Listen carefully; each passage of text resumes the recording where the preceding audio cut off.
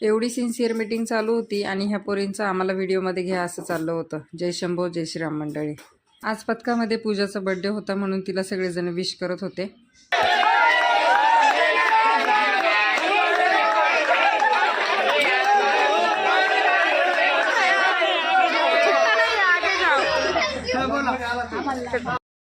दादाची केस तर अशी उभी राहिली होती जसं काही त्याला आज करंटच लागला होता. त्यानंतर सगळे घरी गेल्यावर आमची जरा ग्राउंडवर गुप्त मीटिंग बसली होती. आता मीटिंगचा विषय तसा सिक्रेटच होता, जो की आमच्याच लक्षात नाही काय विषय चालू होता. मस्करी केली, मीटिंग वगैरे काही नव्हतं, पण आम्ही गप्पा मारण्यात इतकं दंग झालो होतो की आम्हाला 11:30 कधी वाजले हेच कळलं नाही. शेवटी मग म्हटलं चला आता बैठक मोडलीच पाहिजे आणि घरी गेलं पाहिजे. आणि मग आम्ही 11:30 वाजता निघालो होतो घरी जायला. आणि सांगता सांगता माझ्या तोंडातून काय शब्द निघाला लक्षात नाही, पण ह्यांनी मला इतकं चिडवलं म्हणजे तुम्हीच बघा. आता दुसऱ्यांना वेड्यात काढायचं ना, फक्त ह्यांना चान्सच भेटला पाहिजे, जसं त्यांनी आज माझ्याबरोबर केलं.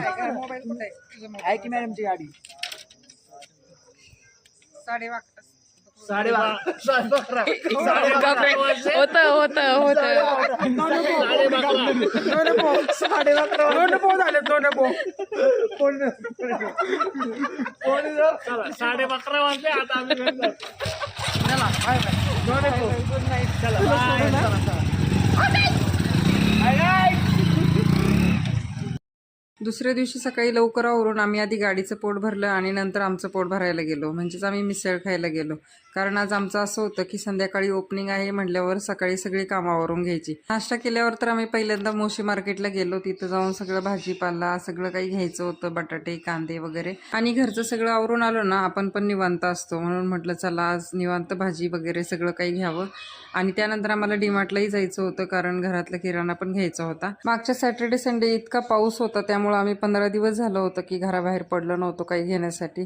त्यामुळं भाजीपाला झाल्यावर आम्ही लगेचच तिथून डीमार्टला गेलो आणि डीमार्टमध्ये तिथं बाहेर पिशवी वगैरे सगळं काही ठेवलं, टोकन घेतलं आणि आतमध्ये बाजार भरायला गेलो.